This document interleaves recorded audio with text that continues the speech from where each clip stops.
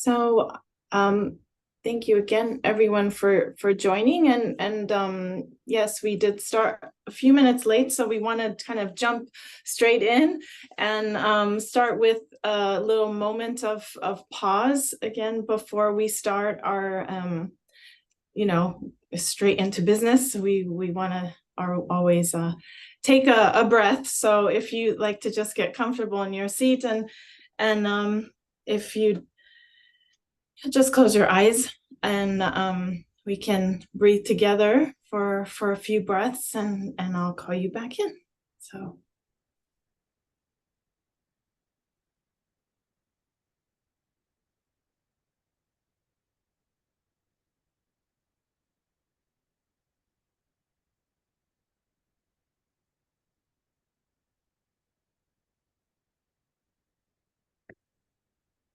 Thank you. Thank you, everyone, again for being here. It's good to see your faces. We hope you're all doing well in your respective, wherever you are in the world. And really today is a program, an agenda, among friends. So yeah, just kick back and relax. And I don't know. This is, really a conversation that's going to involve all of us. And at the end, we will have even some time for open mic. So this is actually our last meeting of the year. We're calling it, as far as like the UN year starting in September. So we won't have any meetings in July or August. So we thought that this might be a good time for us to have some reflections on this past year, and also to reiterate our virtual safety guidelines, which Rachel's going to put in the chat. I'm sure you're all very well aware of them because we've been introducing those over the years since COVID. So please, again, remind yourself of those guidelines. I'll pass it on to Pamela. Thank you, Ivy. And I just want to give a few highlights of the 2023-2024 year. And I know this is going to sound cheesy, but one of the highlights for me, one of my personal highlights, has been in serving as co-chair with Ivy Cook. Ivy is sensitive and brilliant and so capable. And it has been truly a delight for me in working with her. We started our year in June, and we had 2 retreats with the executive committee.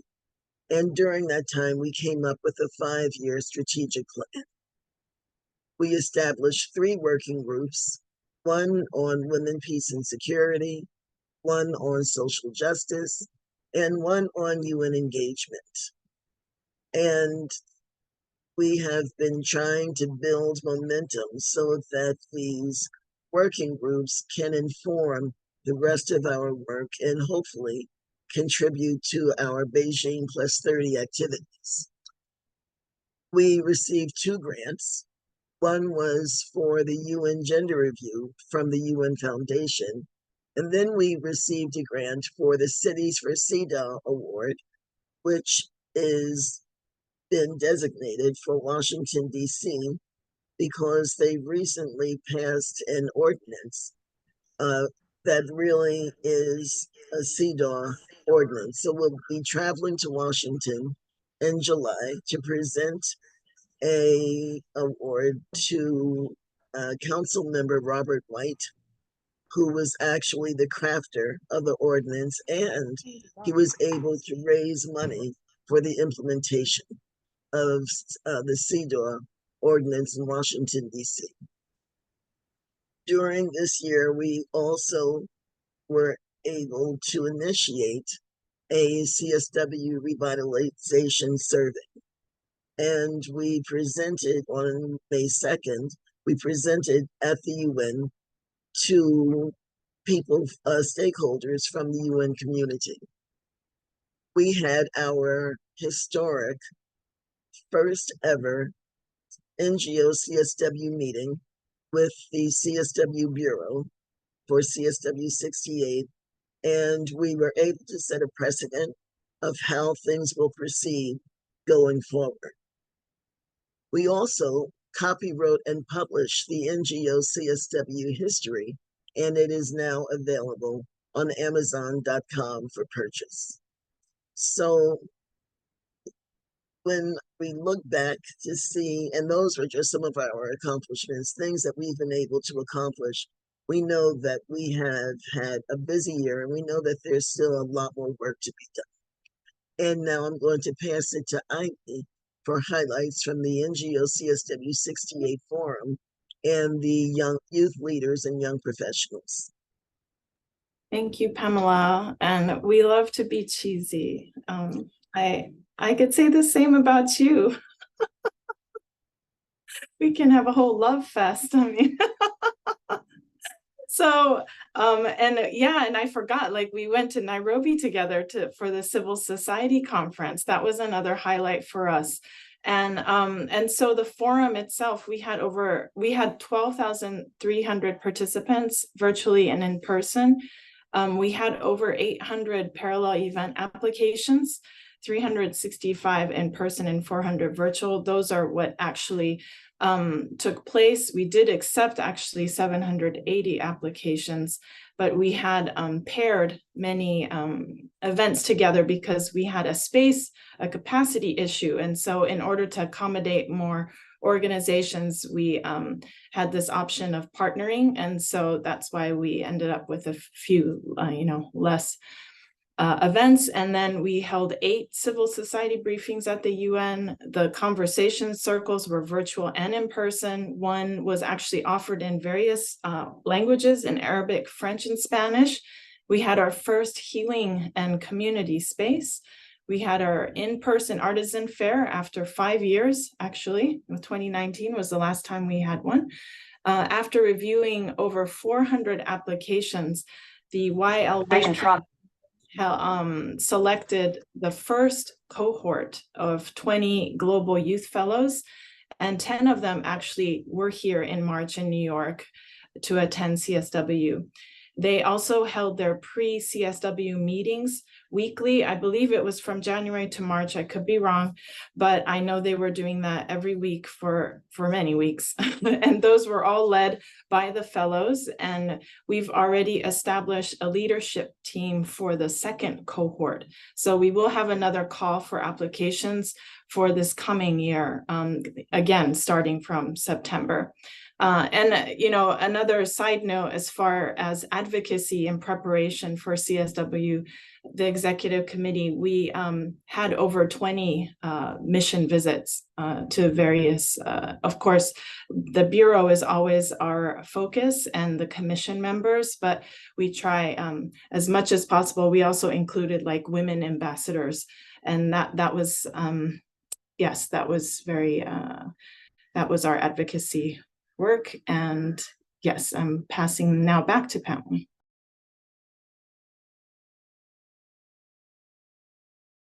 You're still muted, Pamela. Thank you. I just want to reiterate that our NGO CSW advocacy toolkit is the best on the market. So I think that we can all be proud of the efforts that we've put in at that point. I just want to remind everyone that we only have one paid office staff member. It is incredible the amount of work that gets done in the NGO CSW office with only one paid staff member. We have 3 interns that we pay, and the rest of us are volunteers. Some of the executive committee members work for other organizations and volunteer their time. And then there are some like me who are retired, and we volunteer our time because of, all of us volunteer our time because of our passion and commitment for the work that we're doing. So please, when we stumble and fall, as all of us do from time to time, please be patient with us, because we are accomplishing an awful lot with a very small but dedicated staff. Okay, and I'll pass it to Ivy to talk about our audits.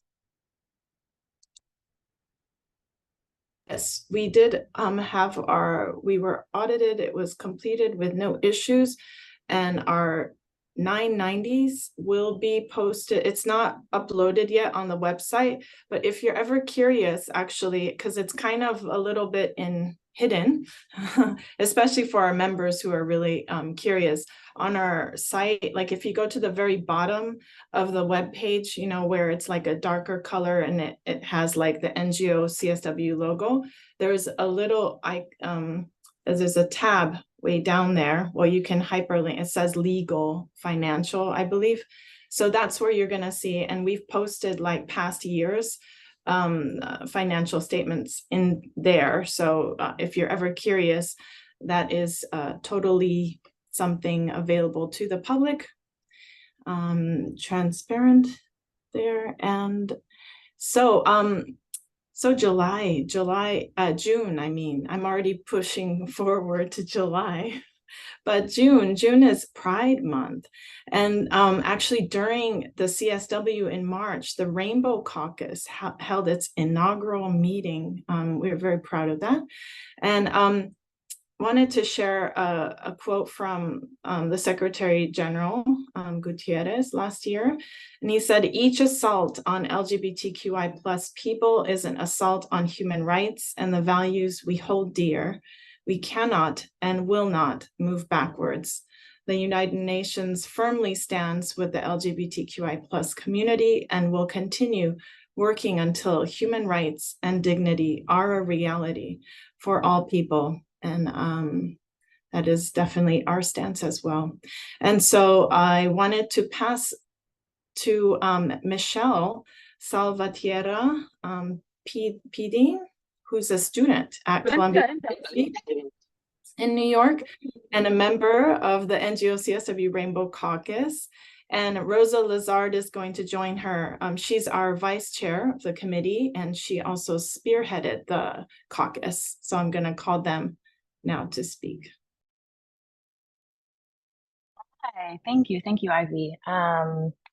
Yeah, I actually just graduated a little over a year ago from Columbia with my graduate degree in social work. I got connected with CSW New York through AHAM Education. We do mindfulness trainings for young girls in the Southeast, the Caribbean, and Central America. But I'm super stoked to be here today. Thank you to Rosa for inviting me to speak. Yeah, happy Tuesday. This is also, let me confirm my speaking language. My speaking language is English. Happy Tuesday, happy Juneteenth Eve. Also wanted to note that Juneteenth is tomorrow. But I am here today for a grounding and acknowledgement of Pride Month. So for everybody, Pride Month is every June, once a year. It's the whole month to celebrate. I also think it's a call to action. I also think it's a community building for people who identify as lesbian, gay, bisexual, transgender, queer, questioning, two-spirit, plus. If you're unfamiliar with some of those terms, I invite you to look them up. They're very important, but also known as the LGBTQ plus community for most of us and who are talking about it in everyday life. But during Pride Month, you will see rainbows and multicolored flags that signify many, many different identities and experiences within the LGBTQ plus community being waved at Pride parades and Pride festivals and social gatherings and also drag shows. And really all over the world, people are celebrating Pride in many, many different ways, in different religions and languages and customs and cultures and dance and food and all the things, right? All the things. But I also especially wanted to acknowledge that I think it's poignant that we're talking about this on this call because the Stonewall riots, which for anyone who may be unfamiliar, was a violent confrontation in 1969 between the local LGBTQ plus community and police at a queer bar that had been continuously targeted by police, and people were arrested and criminalized. The riots took place in 1969 right here in New York City.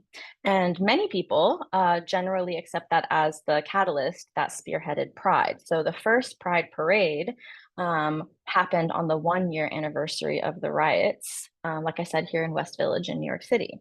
So for all of us, this history and this culture was birthed right here at home. I think it's also important to name that this movement was truly spearheaded by so many powerful, beautiful trans people of color. I wanted to name a few just to hold those names and those lives in our space today to honor them. So Marsha P. Johnson, Sylvia Rivera, and lesser known Stormy, I'm gonna get this right, I'm hoping this is right, Stormy Delavarre, just to name a few, are very, very important trans people of color who we would not be here and we would not have the rights that we do without their contribution to the movement. So not only is Pride a celebration, which it definitely is, it's a big party, it's a celebration, it's joy, it's laughter, but it is also a call to action to all of our beautiful, beloved allies all over the world. And perhaps, bars are not being potentially targeted by police here in the States anymore, but just naming that transgender rights and gay rights as well are being targeted all over the world still. Naming, this is a very personal issue to me. Trans youth are consistently among the highest suicide rates. And that is why we are continuously asking for all of us to show up to protect our children, all of our children, because the world is a more beautiful place with the colorful joy that all the LGBTQ children and people bring to the world. So that's why we also continue to ask everyone on this call and beyond to be paying attention to laws and policies and culture that is shaped by love and acceptance. And lastly, I would say, excuse me, Pride is about community, building community, celebrating community. A little bit about me. I came out when I was 14 in a very, very small town in North Carolina called Hillsborough, North Carolina. I am the daughter of a Peruvian immigrant and a North Carolina native. And I would be lying if I said it had been easy growing up in a multilingual, multiracial, multicultural home and coming out as gay. I also acknowledge that I have many privileges being born here in the United States. I have citizenship and language and education, etc. So there are people all around the world that have it so much harder than I do. But I desperately just wanted to seek out, even in my privilege, I still wanted to seek out a community that truly accepted me for all of me, right? I am a Latin dancing, church going, foodie, social justice activist advocate who's also queer. And so Pride very much is about building spaces and community where everyone, no matter your gender identity or sexual orientation, feels comfortable, safe, and celebrated. So on that note, I just wanted to say that I fundamentally believe that the world is a more beautiful place with queer people in it. I think queer people naturally, just in our existence, break the binary and see beyond black and white and live a life that is just so much more colorful and is as diverse as all of we are on this call. So for that, thank you so much for giving me the time to talk, for sharing a little bit about myself, for acknowledging the importance and beauty of Pride Month. And yes, happy Pride to all of us. Thank you so I'm much, passing Michelle. It to Rosa. Thank you so much for sharing that. Not only words about activism, but your personal story. And, honestly, it's so moving to me because I'm thinking, 30 plus years ago, when I came out, it was very difficult. And to think that it's difficult in this privileged setting of, a country in the North. We know, and one of the reasons why we're mentioning about Pride Month is we know that it's not the same for everyone. So we wanted to reach out to everyone out there, our global constituency, that you're not alone. Pride celebrations are really a statement about our collective struggles, whether that be racial justice, disability rights, climate justice, gender justice, of course, girl power and adolescent activism.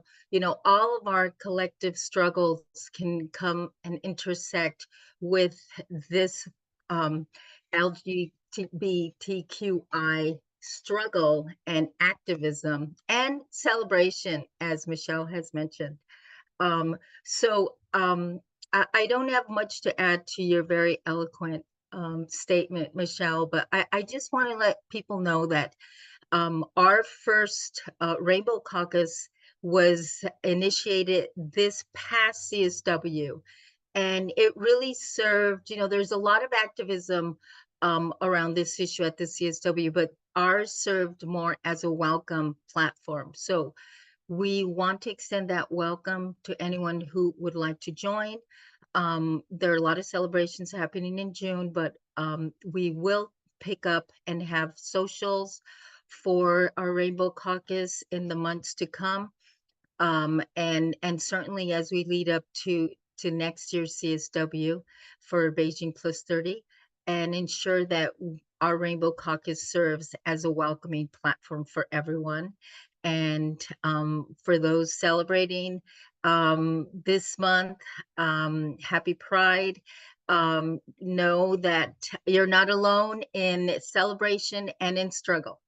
So thank you so much, and we'll give back to the chair. Thank you. Thank you both, Michelle, for your eloquent words, and Rosa for always being there and for leading the caucus. Now, this work is important. In fact, it's critical. And we're just pleased and proud to be standing in solidarity with you. So thank you. At this time, we're going to move into our program, which is entitled From Summit of the Future to Beijing+30, the Gender Connection. And with us, we have 4 amazing activists who are going to share reflections. We have a set of questions. We have 2 sets of questions. I'm going to start with the first set of questions, and then Ivy's going to move on to the second. So I'd like to introduce our panelists. The first is Carol Agengo, and she was the co-chair of the United Nations Civil Society Conference in support of the Summit of the Future. And when Ivy and I met her, at least I met her, Ivy I think knew her, in Nairobi. And she exemplified grace under pressure. It was a very high pressure event, 2 days trying to fit so much in. And Carol was the epitome of grace and leadership. Our next panelist is Zarin Hainsworth. She is the chair of the National Alliance of Women's Organizations. And Zarin is also a principal in a widows organization. And I'm sorry, Zarin, I don't remember the name, but it's meaningful to me because as a widow, I'm always looking for support for other widows because I understand the journey. We also have Mabel Bianco, who is the president of NGO CSW Latin America Caribbean, and she is also the president of Fundación para Estudio y Investigación de la Mujer. And she's located in Argentina, and I apologize for my wicked Spanish accent. And then we have Carolyn Hanshin, who is the president of NGO Committee on the Status of Women, Geneva, and she is also a representative of World Peace Organization. So I'd like to have the spotlight on them. And we'll start with the first question. And of course, NGO CSW New York. There's Zarin. Good to see you, Zarin. NGO CSW New York is really focused at this time on CSW revitalization. And so our first question is what is the status of CSW revitalization and reform within the Summit of the Future? And not in any particular rotation, please, Zarin and Mabel and Carol and Carolyn, please share your thoughts. So just to let you know that Carolyn can't come for personal family reasons. So I'm also representing the NGO CSW Geneva on her behalf. Yeah. So I think in terms of CSW revitalization, evidently something that all of us want to see is implementation of the agreed conclusions and other UN agreed conclusions. We know that there's a lot of talking in UN processes, and what is lacking is implementation. So evidently what we need is implementation. And maybe that's what CSW revitalization is. I think we want to see improvements without losing the good things of CSW. And in terms of the Beijing+30 process in which we're engaged with civil society in the UNECE region, we want to make sure that we are constantly looking at the Beijing Platform for Action. And of course, the CSW mandate is monitoring and evaluation and implementation of the Beijing Platform for Action 12 critical areas of concern. So our work at the moment in this civil society consultation is to make sure that we have the voices of women from across the UNECE region, from all sectors and all walks of life, to ensure that they are inputting into the documents that we hope will be the outcome of this consultation process. Thank you, Zarin. And I really like what you said about not losing the good things, because that's always the threat or the risk, that as you're moving forward, people seize the opportunity when you're trying to affect change to remove gains that have been made. So thank you for bringing that up. Okay, Mabel. And we can't hear you. Hello, can you listen to me? Yes, we can hear you now. Thank you. Okay. Well, I have a problem with the sound in my computer, so I'm using the telephone. Well, as you know, in Latin America and the Caribbean, we are very committed to the Beijing+30, and we are very preoccupied that the Summit of the Future is not considering so much gender equality or nothing at all. And also that they are not including the possibility of many of us, feminist and women's groups and other civil society, to participate in the summit.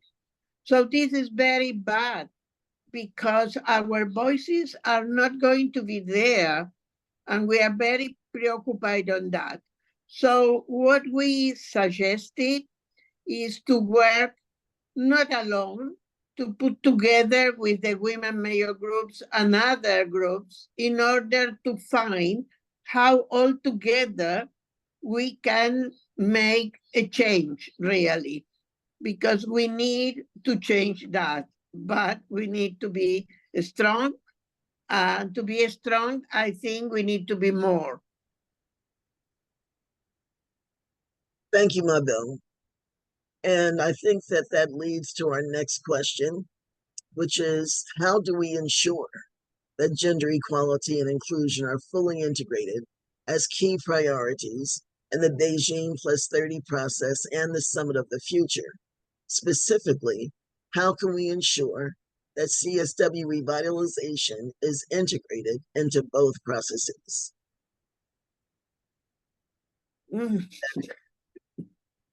Yeah, I think it's, the Summit of the Future is tricky, isn't it? It's because it's been such a weird process. I mean, it's not an established UN process. It's not a process that has an established way of participating that we're used to. And I think that the member states that we've spoken to have also found it very opaque. So I don't think we're alone in finding a difficult process in which to engage, because member states are finding it the same.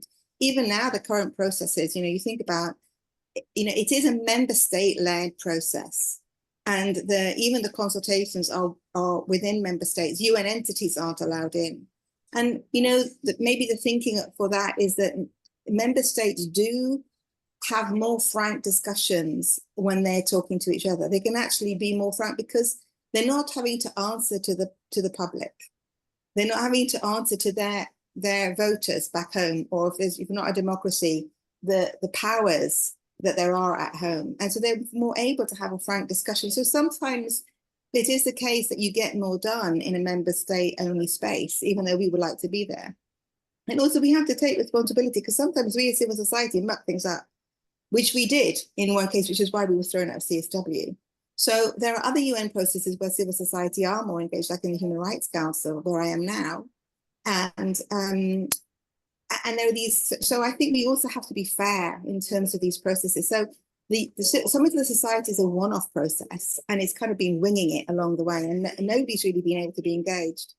So I think that Carol and the UN coalition, the Coalition for the UN We Want, and these other entities who've been working on UN reform for the past 5 years have tried really hard to make sure that we've been involved in UN processes. And we as a women's movement, I think we've been on the back foot. There have been discussions about the Summit of the Future quite a long time, and we've been slow getting in there with our work on and our language on gender and advancement of women and girls and gender equality. And I think, we also need to take responsibility and try to we need to think outside the silo of CSW.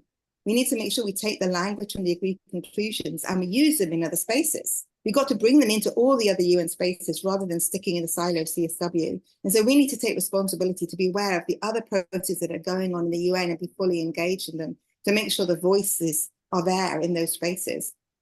But I think there has been a shift. I know that also in terms of CSW, if we want to revitalize it, we as civil society have got to work really hard with our member states. If we don't work in country, we can't get the agreed conclusions implemented, because for the most part, the actors who are implementing it are the member states. So we need to develop, we as civil society have got to build stronger coalitions. We've got to work with each other.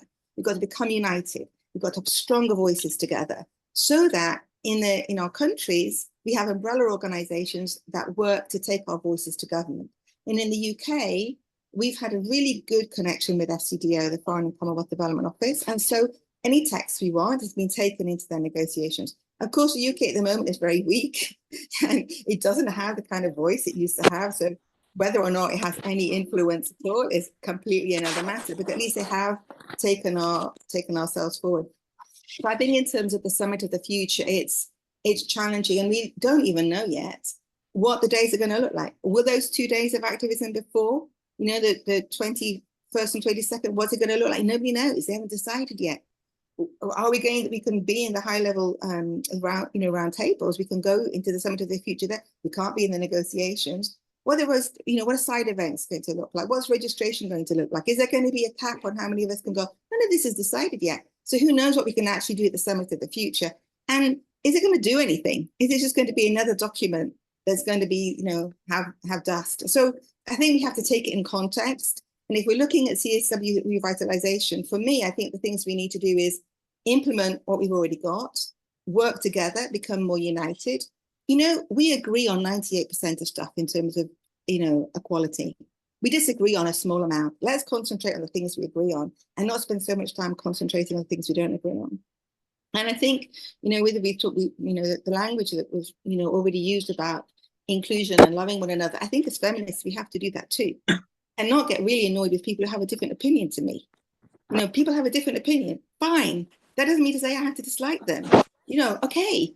I might have a different opinion with other people on a whole range of issues, but that doesn't mean to say I don't care about equality. I do. I'm passionate about it. But I might have a different view to you on some things. So we need to love each other. And we need to work together in strength. And so I think in terms of revitalization, we've got to be really careful about our language. We had, the CSW Geneva has ambassador breakfasts. And in the ambassador breakfast, we meet with ambassadors in Chatham House rules. So they speak confidentially and privately. We can't ascribe to anybody. So we had a number of ambassadors, and on the table that I was sitting, we had a number of ambassadors, and they were saying that because the theme was education. Education is a pushback. It used to be a place where there was no pushback. Everybody agreed, education for girls. Now there's pushback. Why is that? You know, I asked them, why is that? And they said two things. One is men don't want to give up their power. And there's a real feeling that women are becoming to go forward. So now the men want to push back. And secondly, to do with our language on gender identity. There's a huge pushback because the member states are waiting for an opportunity to roll back on gender equality. And because they're looking for an opportunity to roll back, any language we use, they use as ammunition to say, oh, see, we told you. And so we have to be really careful. On the one hand, we want to push forward for equality and all the things that we all care about. On the other hand, we have to also be careful in the way we do it. So really understanding where member states are and their political reality is also very useful for us. And in terms of Beijing+30, absolutely, we have to make sure that, I mean, I think I didn't understand your question entirely, because all of us, you know, Beijing+30 is about equality. You know, it's all about putting forward, implementing the Beijing Platform for Action, which is about, you know, equality across the world. So I think all of these processes are trying to do that. So I didn't quite understand that question, but I know that in terms of the Beijing+30 process in which we're engaged in this region, we are definitely making sure that we're looking at really trying to call governments to account and ourselves in the implementation of those 12 critical areas, in which nowhere have they been achieved, by the way. So there's a lot of work. But the process has been great, actually. It's been fantastic. There's a lot of unity. It's been like herding cats. I mean, it's really difficult. You know, you've got all these women who are very feisty and fantastic. And we're looking at 30 years across 56 countries, across huge areas. And you want a 1,000-word statement? Excuse me, you're joking. But, you know, what's come out of it is this wonderful, you know, bringing together of these amazing women from across the space who all care and who want to do something. And that's a fantastic achievement. And the more we can do that, the stronger we will be as a movement. Zarin, thank you so much for that wonderful answer. You had so many nuggets in there. And I think that the working together, trying to stay together in solidarity against the pushback, and your point about grassroots advocacy, that's what we heard in Nairobi, taking it directly to governments, you know, not trying to do everything on such a high level, but for each of us to do what we can in our local communities and our regional communities. There is so much work to do, and having people like you in leadership positions is what we need to give us hope and vision to move forward. Mabel. Thank you. And what I want to say is, first of all, I think CSW this year, or next year, sorry, needs to be very strong because it's the Beijing+30. And we mentioned Beijing+30. We need to relate it to the Agenda 2030, because there is SDG 5, where we put all our efforts, and we did so not alone. We did with many governments and also with UN Women and some other agencies. So I think we need to come back there and let's speak about how important is gender equality as a condition for development reach. So this is not only two words. There are many other issues inside that we need to strengthen. And how are women and girls be included in work, in the education, in political and social participation, and also how we are moving to eliminate gender-based violence that is still a great problem. So I think we need to come and to put them together. For that, what I, and in general in our region, Latin American and Caribbean, we are considering, is first of all, we need to strengthen the regional meetings and preparations for CSW, where we are able to be more strong because all our women and feminist groups, we are working more close to the government or most of the governments. So I think this is something very important. And also, we consider that this high-level political forum, we need to use or to develop activities about the dates consecrated or dedicated to the Summit of the Future that is going to be from the 15th till the 17th. So we need to organize meetings, side events in which we committed the governments and the UN agencies, and specifically UN Women, with this issue. Second, I think we need to strengthen our work with those countries that they are more friendly to gender equality. And we need to work more close to them. And if it's possible, I think we need to strengthen the participation of civil society in their delegations for the Summit of the Future. So we are going to be able, maybe not to enter all the sessions, but at least some of the sessions. So we are going to be able to have voice there and even in the corridors, if it's not possible in the open place. Because this is something that we did a lot in CSW. We insist for next year to have these, if it's possible. And of course, we try to do this also for the Summit of the Future. It's a way to be there. It's a way to stay there. Meanwhile, we are not going to have a voice there directly in the open place, but we are going to be able to be in the corridors, and we know very well how to use the corridors.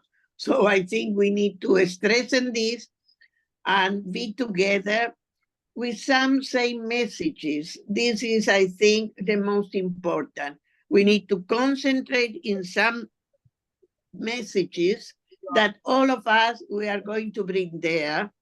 Remember the importance and the, not because we say now, it was said at the beginning, when we approved in 2015, all the governments, the Agenda 2030, they recognized that without gender equality is not going to be able to have and to reach the agenda goals. So we need to come back to this, remember this, and also demonstrate how in some countries, as my own country now, Argentina, as we are going back from gender equality, these are affecting the women and girls' participation. I think this is something important. We also need to bring some examples of successes and some problems of fail because it was a change in the politics. So this is how I think we can work. And I think NGO, CSW, all of us together, we can be strong for CSW and also in high-level political forums. So I I also request that we are more involved in this high-level political forum, because this year there are 3 days dedicated to the Summit of the Future. So it's an opportunity we could have. We don't need to lose that. And let's move ahead on that side. Thank you, Mabel. And yes, we need to really strategize for the high-level political forum, and then to see how we're going to go from there to the Summit of the Future. Absolutely. Our next question, again, ties right in. How can CSW revitalization remain a priority issue from the Summit of the Future to CSW and then beyond? Because it doesn't end with CSW 69 with Beijing, but that's the beginning. That's the starting point. So how do we ensure that continuity? And Zarin, your hand is up. Okay, thank you. Yes, I think one of the challenges we face is we can't be everywhere at the same time, right? And I'm here in Geneva at the Human Rights Council. Well, I'm not actually in Geneva. I'm in Geneva, but I'm in my bedroom. But yeah, at the Human Rights Council. And there are some organizations who can be here. And of course, you've got the World Trade Organization, you've got UNICEF, you've got the Refugee Council, you've got all these different spaces. And in New York, you have different spaces. And there's a high-level political forum going on. And I think any of us who are really interested in this area, we could spend our entire lives traveling from one UN process to another. And who's got the money for that, right? And who's got the time for that? And who's actually got the energy for that? So I think one of the things that we really need to do is find out how to work better together. Not all of us can be in the same place at the same time. So we need to work better together. We need to become more united. We need to find a love for each other and a kindness for each other, so we can overcome the obstacles, so that some people can be in a space. So for example, the people who can make it to the high-level political forum, Mabel is absolutely right. In terms of the SDGs, that's the place to be, but not all of us can be there. So we have to make sure that the people who are there are fighting for the rights. So for example, widows is never mentioned. Okay, we are fighting so hard to get widows into the agreed conclusions of CSW. It's probably been in 3 times. Maybe in one paragraph, last year, it had a whole paragraph. This year, it was only in a sentence to do with older women. Maybe before it was in a sentence to do with older women. Excuse me, you have child widows. You've got a 16-year-old with 2 kids who's a widow. If you think about all the early and forced marriages there are, there's all of those widows. Why is widows not there? Why don't we have a special rapporteur? So those people who are there when there's no widows organizations, talk about widows. What about human rights defenders? What about disabled women? What about indigenous women? All of the groups who we know about, all of us need to be advocating for their voices, those unheard voices. We have to be advocating for all of them in the spaces where they can't be. And all of us need to be trying to find, I think the point that Mabel made, which is about these common messages, we need to find these common messages so that we can recognize this.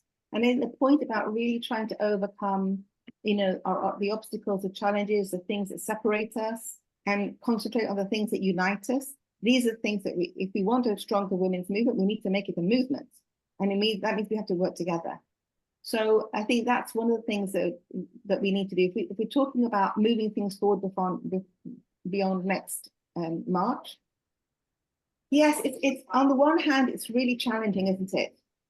You have a world which is more worrying than it's ever been, on the one hand. And on the other hand, you've got all sorts of possibilities. And so we have to hold the hope, and we have to be positive, and we have to help each other and support each other to make the best of the opportunities there are. CSW is a fantastic tool which we have not yet learned how to use well. If you think about 1325, it came out of CSW. If you think about CEDAW, it came out of CSW. If you think about the World Conferences, they came out of CSW. CSW is the hot housing place where women get together, share their passion, share the challenges there are, like there was with 1325, women in conflict. It became an issue. We told each other about it, and that's how that happened. We need to use CSW as this melting pot where we all come together and work together to highlight emerging issues and find commonality and work together to push events forward. But then after CSW, we need to take what we learn in CSW and implement it in all these different places. So we don't keep CSW as a silo. So I think in terms of revitalizing CSW, we need to be making sure it's linked to the other strong places. We need to strengthen CEDAW. The CEDAW experts need to be integrated, and their reports need to be a strong part of CSW. The special rapporteurs, preventing sexual violence in conflict, special rapporteur on violence against women and girls, etc. These, they have to have their statements fully integrated into CSW. We need to be bringing, other agencies in so that CSW is not seen as a little place where member states can continue their arguments that they have everywhere else and use the advancement of women as a place where they can have their other arguments, and then they don't talk about the advancement of women and girls. And we have to, change our language. It's not about, I don't know how we do it in every circumstance. I'm trying to think of a good opportunity, example, I can't think of that. We are more than half the world's population. In most countries in the world, we're over 50%. We are not a minority. So why the hell are we treated like a minority? And we've got to change our language about ourselves too. To look at this. So, for example, widows, yes, they are victims and survivors of terrible, traditional practices, but they're also amazing. You just give them a little bit and they become these fantastic, active agents of positive change in their communities. We need to look at it that way. We need to change it. The glass is not half empty, it's half full. And we need to recognize that we must not be treated like some kind of, like a minority. We're not. As women, we are over half the world's population, and we need to be given due credence for that. So yes, I think that we have to, in terms of revitalization, we need to find all the things that we think are good about CSW and make it stronger. And all the stuff we don't like, we need to get rid of. So one thing we need to get rid of is this dance that takes place. As soon as Armenia says something, Azerbaijan is going to say something else. As soon as Syria says something and Russia says something, US is going to say something else. As soon as Greece says something, Turkey's going to say something else. I mean, it's ridiculous. We have to get member states to stop this silly dance and start acting like adults. And then I think we need to think about how, rather than saying we need to have more civil society inclusion, we need to think, what does that look like?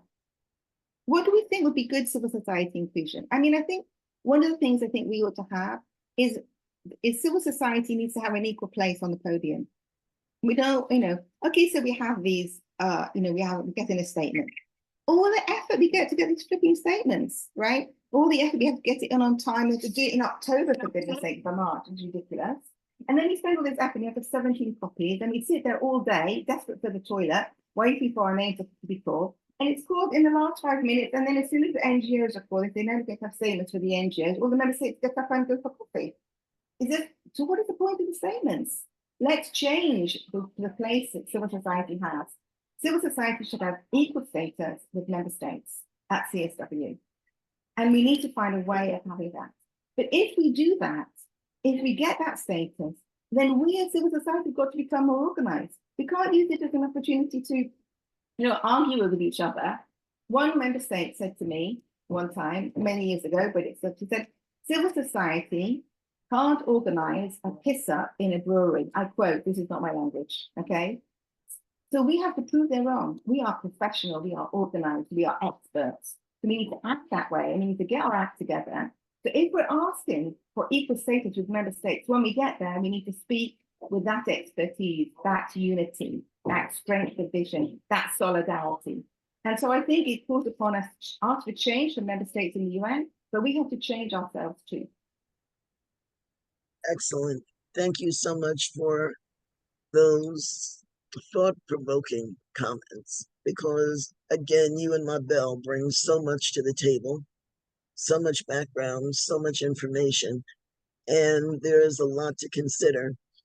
But one thing that I'd like to suggest is that the NGO CSWs get together after this meeting in order to develop that common language that we want to use going forward during the high-level political forum, and carry it into the Summit of the Future, and then carry it to Beijing+30/CSW. So perhaps next week, if you have time, or the first week of July, where we can get together and really develop some sound bites, develop some hashtags, develop the common language that we're going to use in order to achieve all the things that you both just said. And in the issue of time, I'm going to move to one last question. And this is, what are the potential pitfalls of CSW revitalization? Potential pitfalls. Well, I guess losing what we've already got is a pitfall. The challenge is if we don't have something really remarkable to offer, and we just say we want revitalization, it could be an opportunity for those member states who want to get rid of civil society from CSW to use it as an opportunity to do that.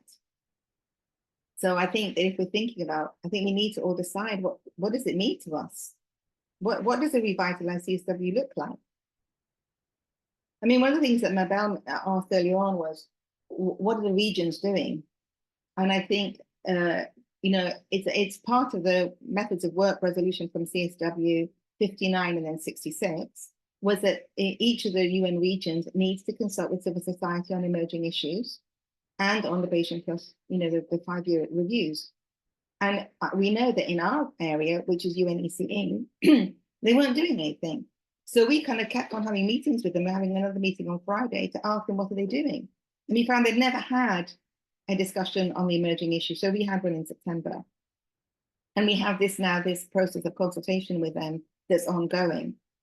But what are the other regions doing? We need to use the existing mandate we have, which is the working methods of work resolution, where civil society has a place in terms of the UN regions, and we need to use the UN regions to have these consultations because it's mandated.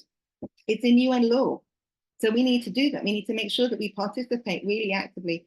And as far as our region is concerned, that includes, you know, the UNECE, that the UN region, which is Western region and other states, and the UN region, which is Eastern Europe. So 2 out of the 5 units are, you know, conflated, are put together in the UNECE region. So everybody who is in part of that region needs to participate in the civil society consultation which is ongoing. And I'm sure you've all, you know, received the information about that. And there's still a chance to join the working groups until the end of the month. So anybody wants to join one of those working groups and participate in this consultation, please do.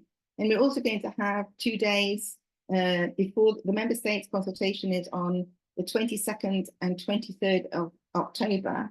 And we're having the weekend before civil society participation. So, you know, if you want to come to Geneva and participate, then there's 2 days of activism there as well that you can participate in. And for those people who don't live in Western Europe or Eastern Europe, reach out to reach out to Mabel. I mean, there must be something for Latin American countries, African countries, and Asia Pacific. They must be having their own consultation processes. And so become engaged in them and make sure your voice is included and is heard in those processes. But I think we need to think carefully about what does it look like for us. And when we decided what it looks like for us, then we have to advocate for it. But I don't think we're using the existing processes as actively as we could. And we need to get better at those.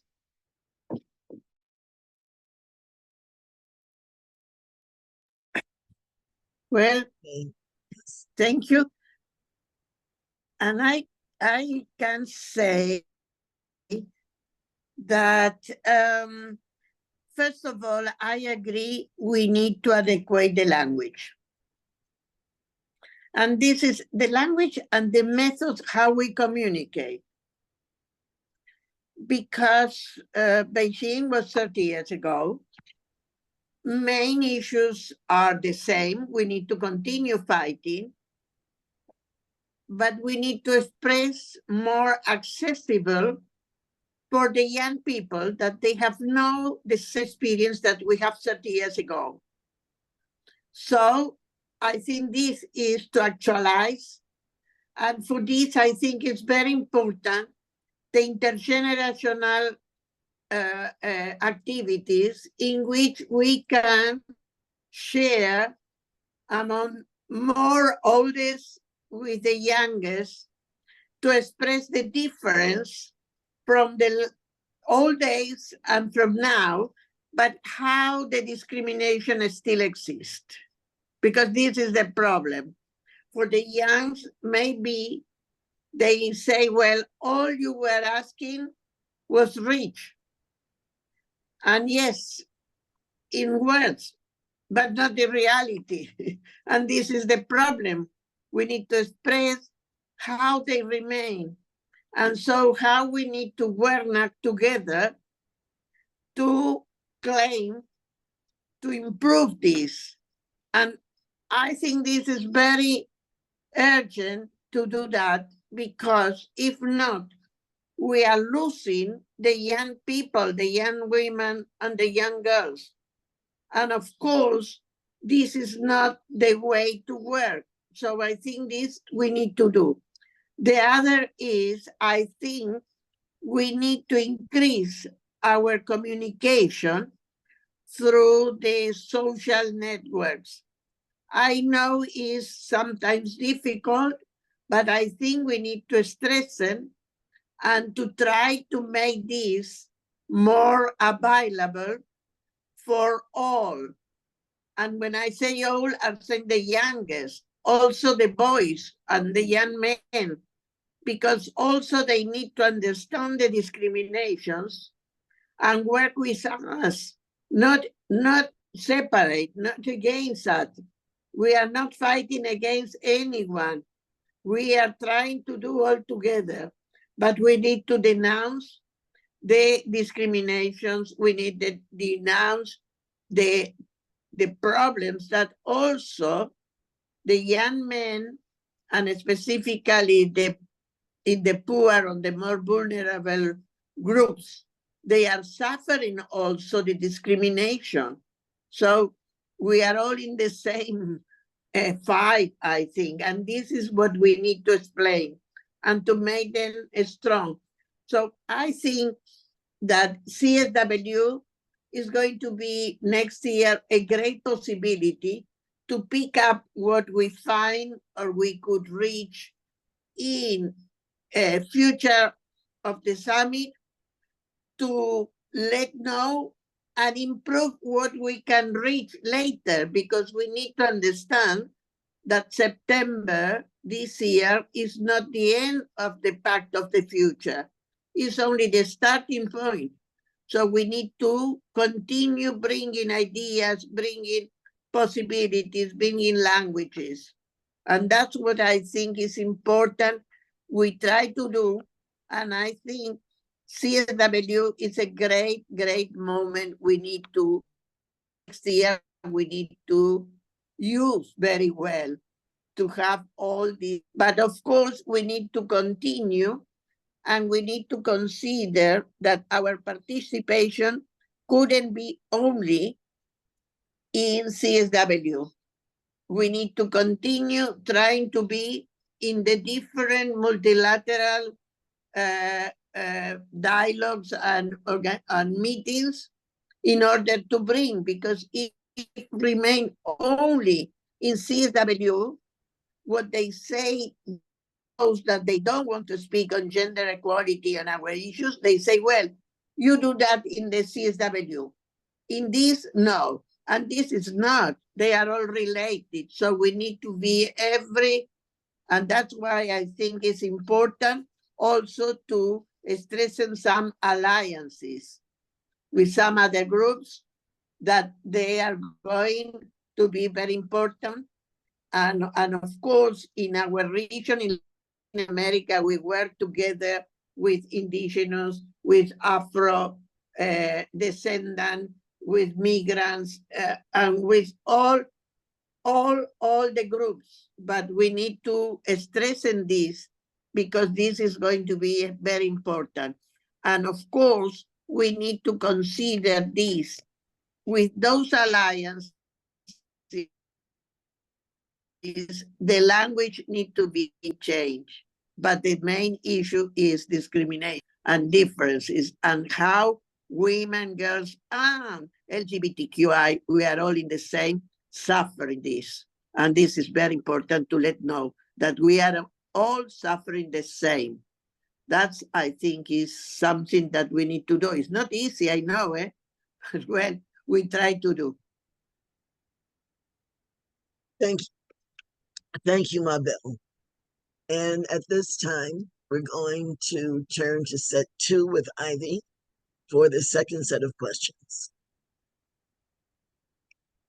So, thank you, Zarin and Mabel.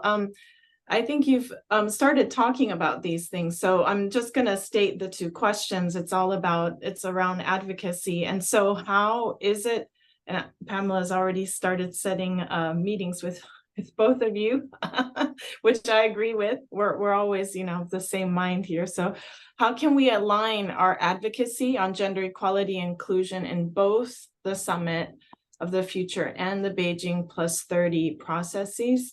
And then how can NGO CSW leverage its role as a global convener in advancing these goals? And I would like to add, because it was stated as NGO CSW. I mean, we have NGO CSW New York, Vienna, Geneva, and we have those in the region in Africa, Latin America, Caribbean, MENA and Arab states, and Asia Pacific. I state them all because we are under kind of like this family of NGO CSWs, but we all are autonomous. And I think we're always trying to strategize how to better coordinate between us, just really for the advocacy purposes, all the things that Zarin was saying. And Mabel is also saying about Zarin with the unity and really focusing on that 98% of where we agree. And then Mabel and being in all the spaces, but Zarin making the point that we can't physically maybe be in all the spaces, but if we have a very solid alliance or network, we don't need to be in all those spaces. But also another thing I've heard member states say is that we need to be civil society needs to be better also at communicating among each other, when at moments when it matters. It seems like we may be a little bit slow in sharing information, or only certain groups have the information, but not other groups. And I think if we can spread it more widely across, then we could cover more base that way. But I kind of gave a lot, but I hope you guys can speak to that just together. Yeah.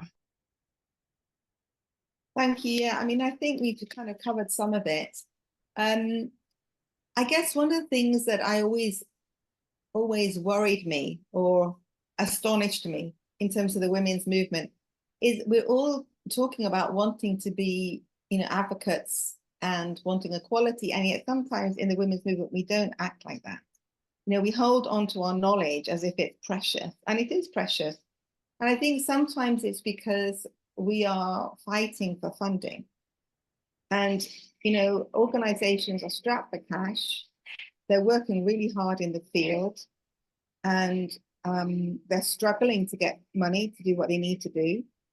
And, the organizations that are really working in the field, whether it's with women who've been prostituted, or children, or survivors of domestic violence, or women in the workplace, or any area you can think of. The organizations are working so hard actually at the cold face that they often don't have time to do advocacy or write policies. And they certainly don't have time to write reports. So actually, we don't know a lot of what good NGOs are doing, because the NGOs who are really good at doing the work, oftentimes are not the ones who are really good at writing funding proposals. And sometimes you have people like NGOs which are really good at writing funding proposals, and actually they don't do very much. So there's across the board, there's all these examples of a lack of NGOs sometimes don't have a very good name, because in many countries across Africa, particularly, I know Africa more than other countries, NGOs are known for just starting up to get money. There's jokes about, okay, a good NGO when you see how many 4x4s there are in front of their office, or what kind of watch their CEO is wearing, that kind of thing, because they're renowned for getting money for self, for their own purposes, rather than for serving. And so oftentimes the NGOs that are doing all the service, you don't see them because they're serving. So I think that sometimes one of the things that's really weird in the women's movement is we have women who are not sisterly. You have organizations who are supposed to be espousing the common cause, and yet they behave in a very bad way to each other. So one of the troubles is money. All of the organizations are wanting to survive, and therefore they need funding. And so sometimes they don't share information because they need that information to prove to the funders that they are the ones with that space. So if you want to change this landscape, we somehow have to change the way in which we work with each other and recognize that the only way that all of us can survive, any single organization can survive, is if all of us are surviving. So somehow we, I think the analogy of the human body is really good. A cell only fulfills its full potential when the whole body is well. And the whole body can only be well when each cell is well. And if you have a cell that is working only for itself, you have cancer. So, you have illness. So we need to see ourselves like that as a body of humanity working together, not as other.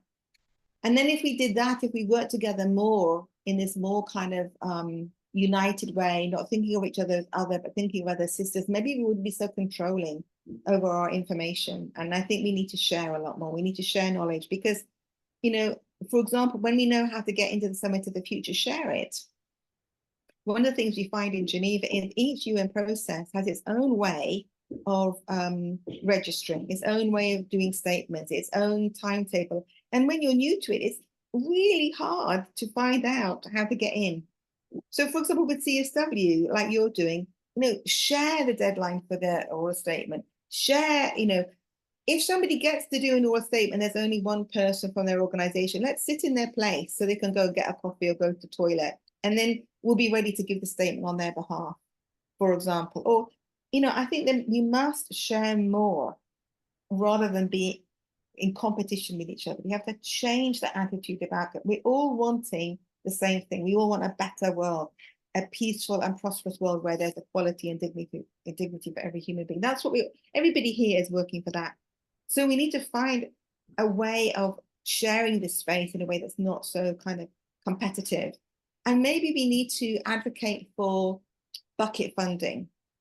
So, for example, all donors need to be putting what they want to donate for a country into a bucket fund to which we can all apply. And the only way we can apply for it is if we're working with other organizations and building on the work the previous organizations have done. I know that in many countries, I was working in Iraq, and yet a zillion organizations do gender-based violence training. And the same people were going to 5 different gender-based violence training. It's ridiculous because Sweden would sponsor one NGO and, Netherlands would sponsor another NGO, and the same people would be going to the same, training. It's nonsense. You need to build on what other people have done. So we need to be working with each other and for each other rather than competing. So I think that's one way we can kind of affect real change and work together. And then in terms of the different regions, each region needs to be developing strength. So the African region is hugely influential. So the NGO CSW for Africa needs to be working together with, I'm sure they are, with the African Union, and the African Union has great statements on women. There's the Maputo Protocol, fantastic language. They're doing so much in terms of women. They've got some really feisty women in Africa. I mean, it's a huge continent, of course they have. So that NGO CSW needs to be really working with it. Latin America needs to be doing stuff. Each NGO in its region needs to be really developing its work with civil society. And then we need to learn from each other. I mean, I think our process for civil society consultation for our region is fantastic. I would think that. But I think we need to learn from you all how you're doing it. And everybody who's from the UNEC region needs to join this process so that you can have a voice. Thank you. Yes. Thank you. I want to say that I think, first of all, we need to strengthen our regional work where we are more close and similar. Because when we are talking about the multilateral spaces, in general, the most able to participate and have voices are the big NGOs. What I say the big NGOs are the global and in general from the North, and not so much from the grassroots or the more national and subnational level. And this is why I think in the regional, we have the possibility to be more close and also to decrease the impact or the influence of the big NGOs, because we are able to attend. And now as we have the hybrid possibility of meetings, all, if they can pay the travel, they could have their voice. And this is very important, because for us in the developing countries and middle income also, travel to the UN or travel to Geneva or travel to the North is really a lot of money, and we can do, and sometimes we couldn't have the visa to attend. So we need to have to find these ways that also the multilateral activities could be hybrid in order to open for more of us. And about the funding, I think we need to push the donors to understand that when we are alliances and not an individual NGO, is better. And it's sometimes they prefer one NGO, a big one is better, can have the money and distribute to the others. But in such way, it's not very transparent. How is this done? And of course, the small and grassroots needs money to survive and to continue working. And this is very important. We need to ensure that they have access. And for example, we need to help them if they didn't have recognition, a legal recognition, to have also access to the money, but also not leave them to remain without legal recognition.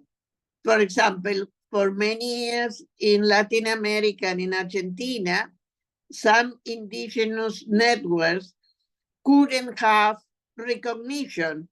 So we represent them, but we help them to be recognized at national level and at regional level, and also to have ECOSOC status, to have their own voices. So this is something I think we need to learn, and this is really a need for the feminists, because we say feminists, we are against discrimination. Let's demonstrate that in action, not only in words. Sometimes they are only in words, especially from the North, sorry to say. That's why I think we need to change not only the words, but also how we work together, how we develop. And of course, all we need money, but we need to understand this money needs to be for all and not only for once. I don't know if I answer, but this is what I feel, what I think.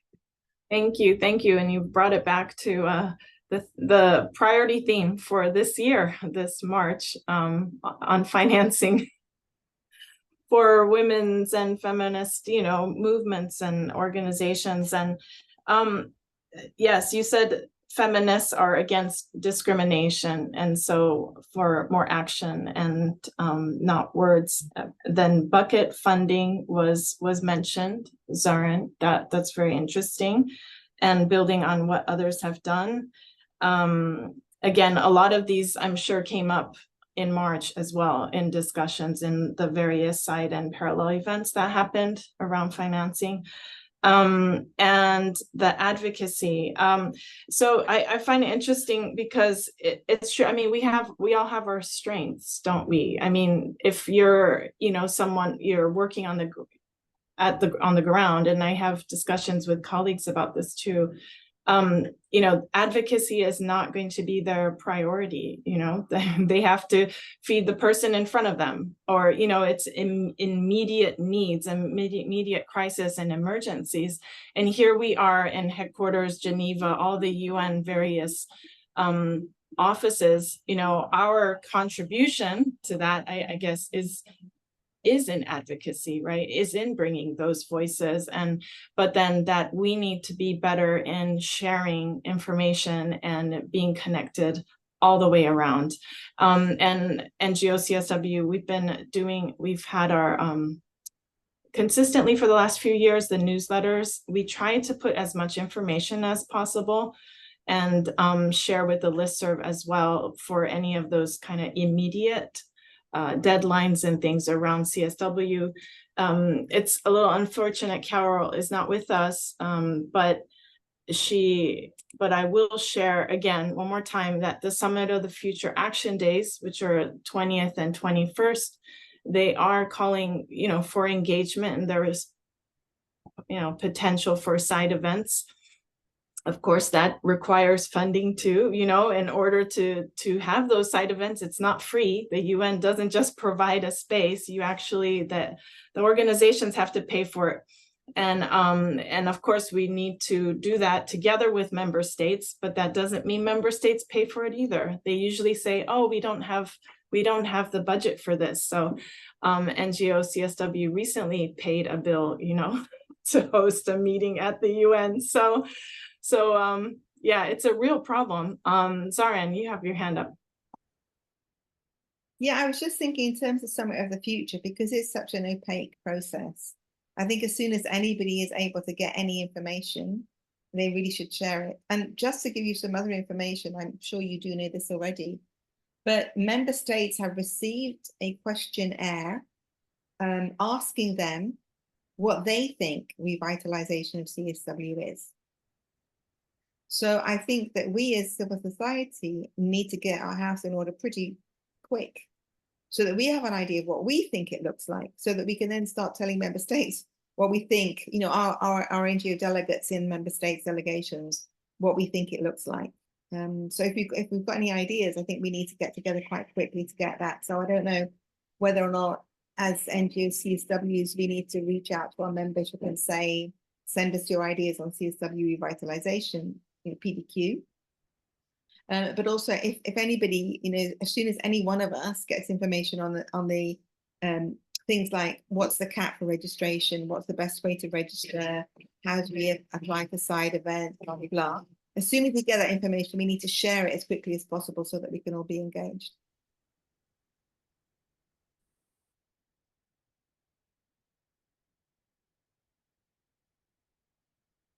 While we're on that topic of deadlines, so about these side events for the Summit of the Future, actually the events, it's all on the website, but I'll just say it, that deadline is 19th of July.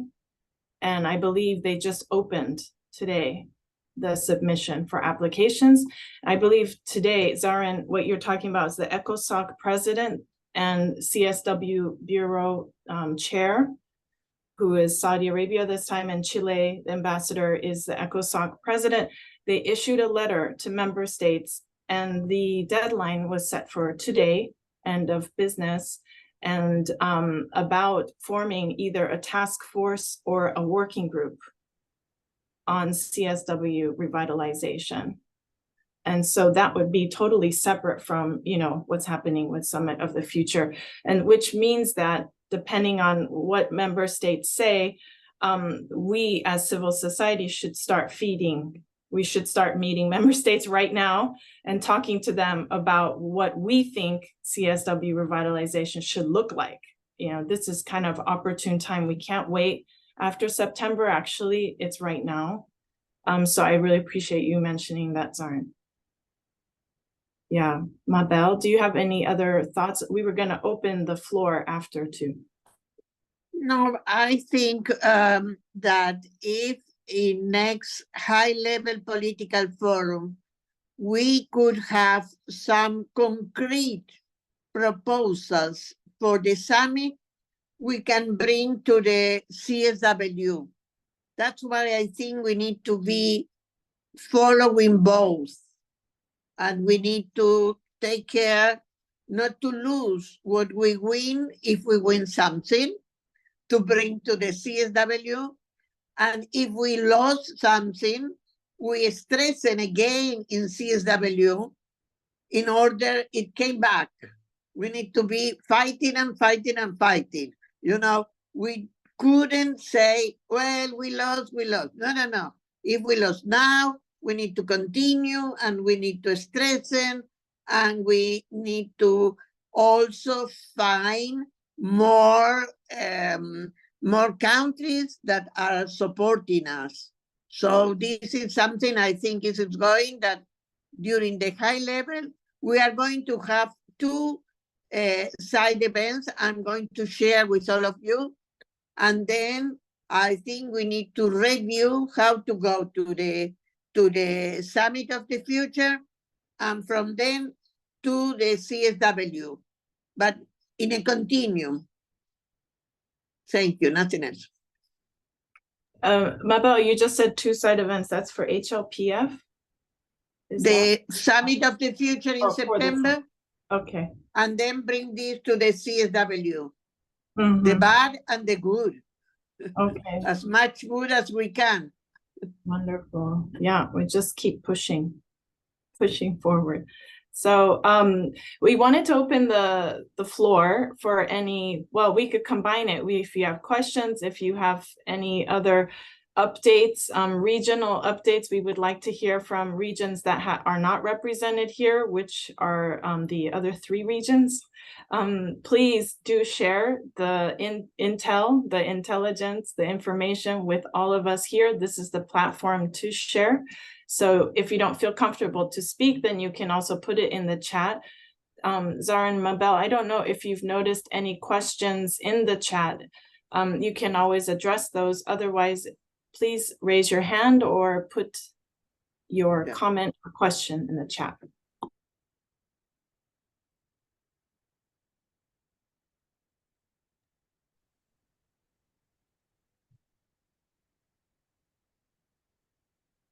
Okay, Zarin, there's a question about pushback language. Can you speak more on that? Yeah, the pushback is from member states who, I mean, I don't know whether everybody remembers the last Friday of CSW and how we had to wait for such a long time for the session to start, and how it was going to start at 11:30 and then it was pushed back one after the other, and eventually I think it started at 4:30.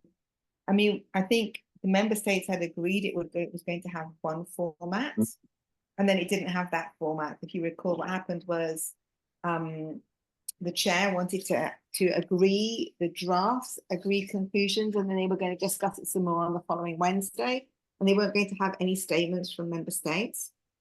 And he opened that as a suggestion, and then he gave the floor to a member state, and the member state said no, they didn't want to agree the agreed conclusions. And then other states spoke for and agreed with them, and then against them.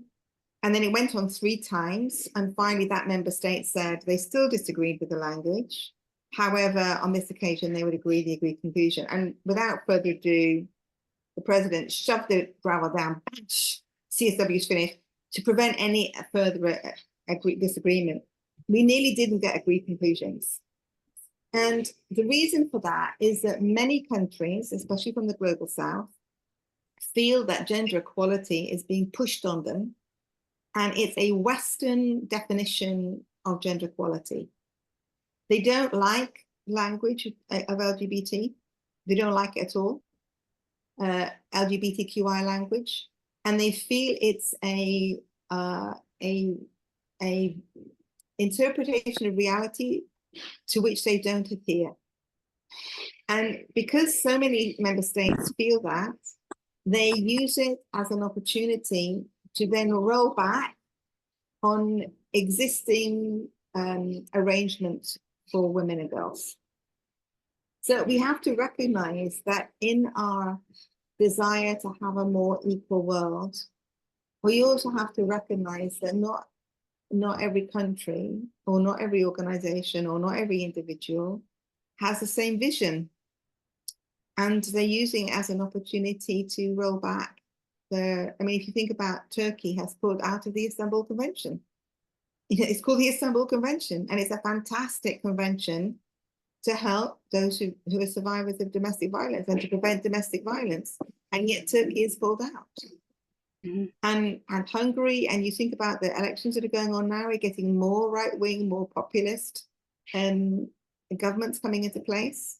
And they are all going to be using more liberal language as an excuse to roll back on achievements for women and girls. So that's what the pushback is about. And that is the stark reality that we're faced with. I mean, this isn't the place to have a whole discussion on what that looks like for individual demographics, but that's the reality. So when we are advocating for language, we need to find a language that pushes for the existing rights, what we've already got. Yep. What is outlined in the Beijing Platform for Action. Yeah, I agree. As a starting point, because if we can have a society, I mean, we all want a society where what our body is like makes no difference. If I'm in a wheelchair, what bits of genitalia I have, what I do with them, what kind of education I've got, what kind of parents I've got. This has got nothing to do with who I am as a human being and my contribution to society. Our world should be about what each one of us can bring to the world and to celebrate what we can bring. And all the other stuff is not really important. I mean, of course, it's important in that it changes how we experience the world because there's currently discrimination. But if we had a world where there was no discrimination, then all the other stuff, what color I am, all this kind of stuff, it shouldn't make any difference. It makes no difference to who I am as a human being, or it shouldn't. The reality is that it does. And there are multiple types of discrimination. And we all want a world where there isn't any. Yes, thanks, Sharon. Thank you so much. May I? Because I think it's very clear in the last CSW this year that what difficult is to move, and that some countries, that they are not only one or two, there are many, to agree with the language we traditionally use. And as you know, till the last minute, we suppose we are not going to have the agreed conclusions because they couldn't find some agreement with the issue that Sarin mentioned. But now also they are discussing about if it's a family or families. If it's of when we mention sexual and reproductive health and rights, then suppose we are talking about abortion, so they don't want to have it. If we talk about sexual rights, they suppose is about equal sex marriage, so they don't want to talk about this or mention that. So that's why we say that we need to change some language, not to take off what we are saying, but to say in a way that they understand that is affecting the possibility of women and girls and people living not LGBTQI to develop. Because when we say comprehensive sexuality education, they suppose we are talking about genitally and sexual relations. And we are talking about stereotypes. We are talking about how we improve, how girls and boys, men and women, we are not having the same stereotype models. And so we need to relate this, how this affects the violence against women and girls, because comprehensive sexuality education in preschool or the youngest 4 and 5 years old is to prevent sexual abuse in children. And this is the importance. That's why it's important. It's not important because they are going to promote sexual relations. That's the difference. So that's why we need to say in a way that is comprehensive very clearly, and not only allow them to consider all this. When we say this, they understand this. And it's wrong, this. And that's what I say that we need to change.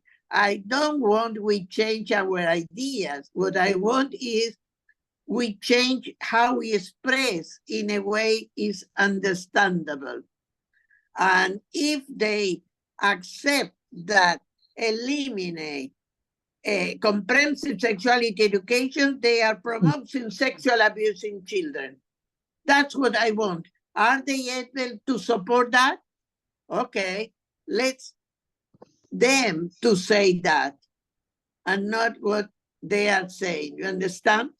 That's why I think we need to carefully change and make them understand. But also, let's say that in another meeting this year, during the CPD, I listened how many governments are not believing about care policies. They were saying, my mother take care of all their children and no problem. But they didn't recognize. So that's why we need to be very careful on how we explain and how we make them recognize they are against and they promote continued discrimination. Sorry, I speak a lot. Thank you. We hear you. We did have others with hands up, but I do see Margarita. Would you like to speak? And Aparna after I that. think Shayla had a hand up as well, I thought I saw. Yes, thank you. Hello to everyone.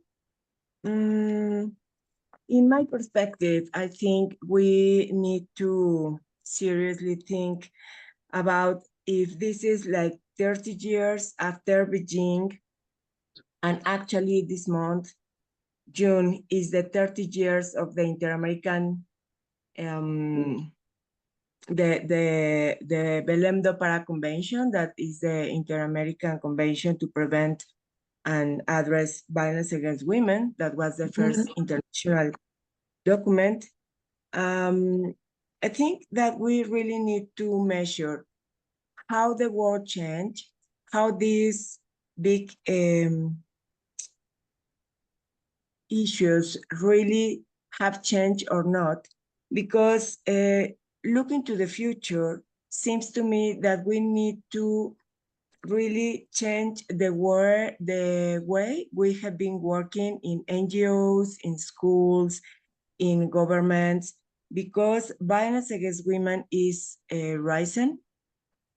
In a research we just did last year in 16 countries of Latin America, 14 of them are talking about that the levels of risk, violence, and need of protection for women and girls are worse than in the past.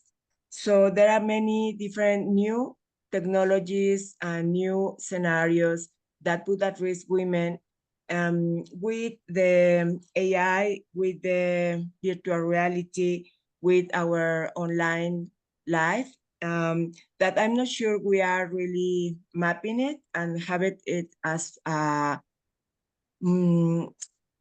standards that we need to ask for our governments to really commit on that.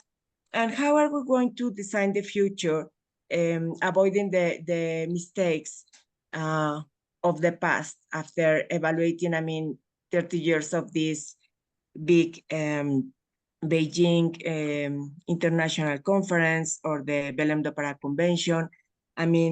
We are moving forward a little bit, But in my perspective, we need to reduce like the simulation that many governments have in their policies or in their budgets that are addressed to eliminate violence against women or to really guarantee the access for them to have freedom, to have peace, to be happy, free.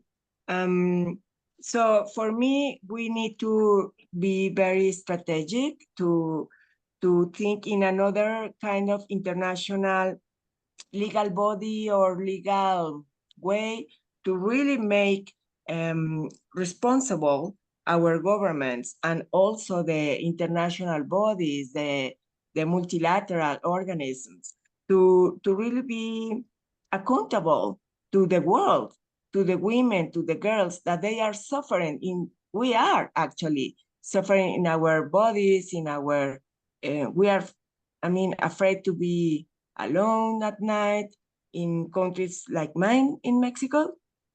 We are free of our kids, girls to be kidnapped, to be abused, to be trafficked, to be, we are in a worse condition with all the international laws, agreements, conventions we already have in place. I don't think we are really making very, very good results. Something is missing, and we need to seriously put an eye out there to talk about it and to really think how are we going to move forward to the future, not repeating the past. Thank you. Thank you. And Margarita, I forgot to say, but for everybody, actually, before you speak, if you can just identify yourself, the organization, if you are with one. Yeah, yes, thank you. Here in the Meeting of the Future, I'm part of the School of the Future. It's a body we just launched 2 years ago after the pandemic situation, and due these amazing changes we are facing here. I am specialist consultant in some big tech companies as part of the board of Facebook and Meta Instagram in the world. But also I'm part of an Inter-American network of women shelters that had been working for 15 years and the global network of women shelters. I'm very, very part of that movement since almost 30 years. 30 years. Wow. And Mabel also 30. wrote you something in the 30 or 30. I launched the first shelter in Mexico, in my country, in 1996. Yeah, we opened it in 1996 and start working in 1995. So Mabel wrote you something in the chat if you might want to read it. Yes. And I invite Margarita to write to our NGO CSW LAC email in order to be connected, because we are starting an evaluation that about gender-based violences, policies and actions in our region. And this is going to be presented in the next regional preparatory meeting for CSW next October, I think, November in ECLA. So I invited she to be related, because I think it's important we have as much as voices as possible. So I put the email there, Margarita. Yes, thank you very much. I'm going to write it down. And there are the webpage of the institutions I work on with them. Thank you very much. Okay. Wonderful. Thank you. Yes, so Aparna, Shayla, and then Julia Set. Yeah, hello. Thank you, Ivy, for letting me speak. I'm Aparna Pathak from Sri Aadhar Kendra. I'm representing this NGO from India. Past 40 years, we are working with women legal rights and capacity building and trainings. I'm glad I attended this meeting. I'm in New Jersey to see my daughter, and it's a time difference. There was no time difference, so I'm glad I could attend the full session. I'm here just to update with Sri Aadhar Kendra. We are working with some women entrepreneurs, and we are giving trainings to the women from vulnerable groups, and so that they get some small jobs. So we are helping them along with legal rights. We are helping them to be financially independent. As I mentioned, I'm a financial literacy activist. I conduct trainings for women, especially for the empowerment of financial literacy, because government has so many schemes and so many benefits of women, and sometimes they just don't get it. They don't understand. So I believe in microfinancing projects, and whatever is offered, there is opportunity for small groups. We believe in giving them training and be aware of the things what's going on. At the same time, we are given them digital literacy training, so more and more women can be joined on virtual platform. Sri Aadhar Kendra has a ground pass, and we always have parallel event at CSW every year. So I'm really happy to be part of this group, and always encouraged to participate more and more meetings like this. Thank you so much. Thank you, Aparna, for the work you do every day. Yes, Sheila. Stella, yeah. My name is Stella. I'm from Cameroon, presently in Maryland. I head an NGO called Women's Environmental Development and Training. We deal with the women and the girl child. We empower them, and we do training and so on and so forth. So presently, we have some sort of civil war in Cameroon, where our target group members have displaced themselves from originally where they were, where the activities were being carried, to unknown places, unknown towns, and they're just floating around. So my challenge is, how do you help us work with such a group, and how can CSW work be like, transferred to Africa or implemented in Africa, especially in war zones like Cameroon, where I come from?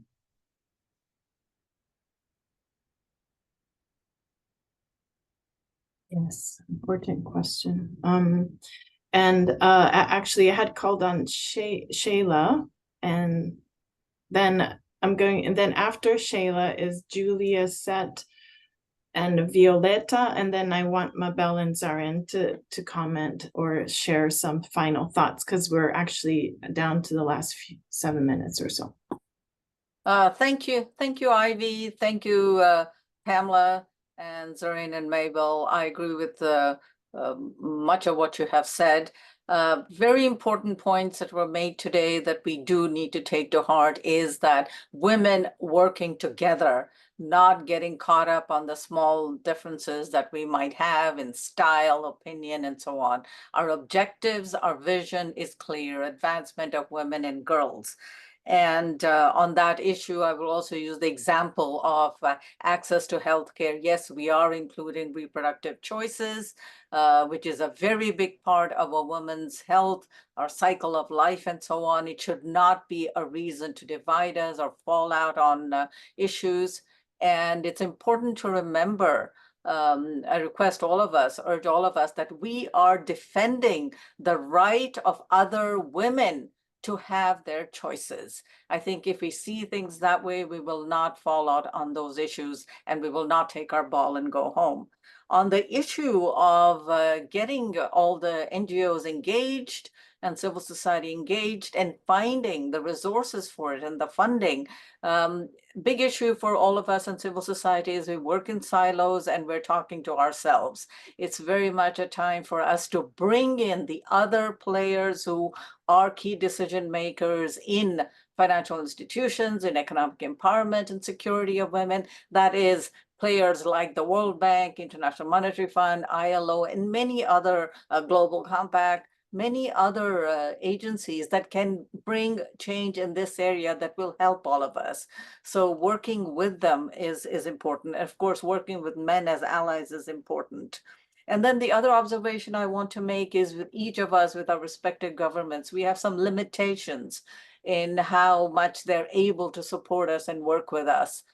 I'm from the US and we already know what the limitations there are. We recognize them. So those limitations should not be a reason why we stop doing the work that we do. So we very much need to have conversations on that and work together to make that space, whether it is with governments or with these other allies, for all of us to bring our collective voice. I'm sorry, I didn't introduce myself. I'm Shaila Rao Mistry. I'm a CEO, founder of STEM Institute. I am Vice President of Graduate Women International, Vice President of, recently elected Vice President of US Women's Caucus, and proud to be here as a core member for the North American European Caucus. And I love these meetings and all the work you do. Thank you so much, and happy to help in any way I can. And with B30, I am working actively with NGO Geneva and with Zareen on those papers. I mean, we have been working for months on getting those papers on the 12 points of Beijing to bring that as an authoritative document to member states and to the respective events that are coming up, SOFT and PACT and so on. Thank you so much. Thank you. Okay, Julia Seth. You are still muted. Okay, hi. Okay. Good afternoon, everybody. I am Julie Hatulan. I am the UN representative, one of them, from Women's Federation for World Peace International, New York. I was the only delegate to Nairobi, Kenya. I had a great time, but I was also tasked for takeaways. So it so happened that I was able to talk to Carol, the co-chair, and the major takeaway, and this is a lesson for all of us, is collaboration. He said, we have to act collaboratively with member states, CSW, think tanks, and the rest of the civil society for us to accomplish. And I said, and I had a speech, I was just asked by a Vienna group, EU group, to speak a few days ago about resilience and sustainability, togetherness. And I said, I remember Henry Patrick's speech in 1799, and he was clasping his hands and swaying unsteadily, and he said, united we stand, divided we fall. That was a great message I gave to our group during my speaking engagement, because we have so many civil societies, and we have to think alike and speak alike. So to be incorporated and together with one thought focus, because when we're scattered, we don't accomplish anything. That's number one. Number two, there's an encouraging and inspiring message from Antonio Guterres during the Nairobi convention.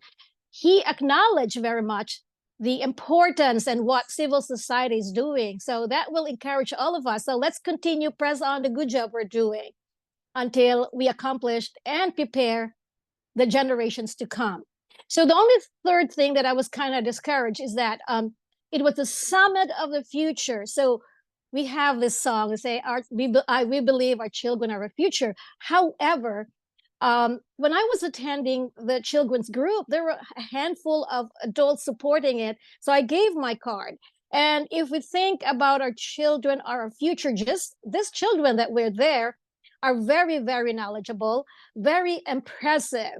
And we need really to support the children because, of course, the generations to come, they will be ruling this world. So I would think that part of the plan right now, even when I was attending the meeting like few weeks ago with Ambassador Wallace and the ambassador from Germany, we should focus on our children, because we should not set them up for failure, right? Right now, we should have more focus. I didn't see more focus on this. I didn't hear much of this, people attending in Nairobi, nor the last meeting was great because there were mostly youth attending and they were able to express themselves. And I would say maybe when we have parallel events and other, topics that we plan in the future will be, what do we plan? Have we really achieved something in the 2030 agenda? Are we there yet with the 17 sustainable goals? Where are we at? Is somebody monitoring this really? So we could see what was the plan and where are we at right now? And how do we see our much. children's I'm children? sorry, I have to cut you off. All right, because all we right. have Thank you. feel Thank you for that the time, Ivy. we're already Thank at you 1 so o'clock. much. Yeah. I know I'm hungry And too. I know the high-level political forum reviews the SDGs, yes, every year. So Violetta, very quick, and Mabenzarin, if you have anything else to add to close. Thank you. Thank you very much. I'm going to be very brief. So I just wanted to thank Mabel and Zareen. I am Violeta Colman. I worked previously at the Inter-American Commission of Women of the OAS. So I shared a document that actually has several years now, thinking about common language on gender equality. We worked on this document in 2017, already working against anti-gender movements. And I put it in the chat. I can share it again later. I think it can be very useful to think as gender equality as a good for the humanity. So as a good thing to try to change the language around it. We've been trying to do that for so many years. Now I'm here on behalf of the Society of Gender Professionals because we also want to advance our advocacy efforts at the CSW. And Mabel, I think I'm going to send you an email as well so I can maybe collaborate with the regional chapter. Thank you very much. Yeah, thank you. To get this future. I think it's very hard to close for such a great session, but thank you very much for inviting us, and thank you very much everybody who's been here. You know, there's some interesting things that have been happening recently in Geneva. The ILO started 7 months ago, a global coalition of social justice, and the very first forum was launched last week. And the president of Brazil made an outstanding presentation, which really called for, you know, really the thing that any noble-hearted person would call for, which is social justice in the world. And it's impossible to reiterate all of the things he said, but it was very moving. And likewise, this morning, there was the report of the High Commissioner on Human Rights and Human Rights Council, in which he just analyzed the terrible situation the world is in because of war. And what we need to do is, you know, we need to call for peace. So I think everyone of noble heart wishes for a just world where everyone is able to realize in the world the gems with which they were born. And at the level of our human essence, which some people call a soul or whatever language you want to give it, there isn't any discrimination at the level of the human essence. There's not color or sex or any other discrimination. And if we truly believe that, and when we look into the eyes of another person, we see them not as an other, but as another human being with this inner essence, which is the human essence. How can we act in any way that is other than that we would to our own family? And I think that we need to try to realize that in the world as much as we can. And if each one of us does that, if each one of us works for a world where there is no sense of other, but that we are all cells of the same body. We are all, I know, flowers in the same garden, etc. We won't have the problems that we have. And sometimes you might think that's a utopian statement, but it's not if all of us do it. And if all of us do that in our own areas of influence, we can change the world. And as a women's movement, we need to hang on to this commonality and this understanding that we are one human race on one planet. And the problems that beset us are things that we've imposed upon ourselves, whether it's the environment crisis or it's war, because those are all about boundaries, which are lines written on a map, which the ants never see. So why is it we make such a big deal about them? So we need to recognize that we are this, you know, one human race on one planet and work together for a better future, which all of us believe in. We just maybe have a different idea about the path there, but we can accommodate that if we recognize that we need to be working as one human race.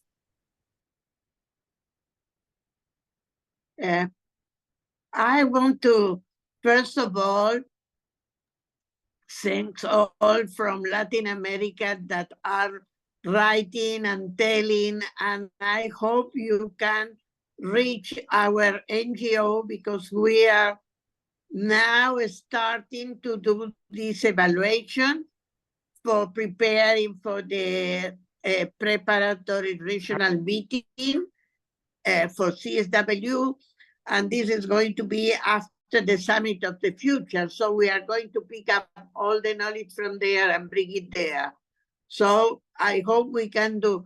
And I encourage all of you from the different regions to be related to their regional NGOs, because it's so important that we increase the amount of people involved in our regional groups, because this is the permanent. I love the NGO CSW New York and the possibilities they give us, but I think the permanent work we are doing at the region is so important, and this needs to be increasing each time in order we can be strong and have a big voice. Because when UN CSW New York decided to have their regionals, is also for that, to increase the voice from the South or from the other regions. So that's why it's so important. I think we can continue discussing and talking, but time is time. Thank you. Thank you so much, everyone, for all the important topics you came up with. And I think, yeah, peace for all. I mean, that's unarguable. But please, let's sign off. And yes, you can unmute yourself, and everyone a safe evening, afternoon, morning. Thank you, everybody. Right. Thank Thank you you so so much. much. Excellent. Bye. Thank you. Bye. Bye-bye. Take care. Bye. Bye. Bye. Bye. Bye-bye. Bye. Bye.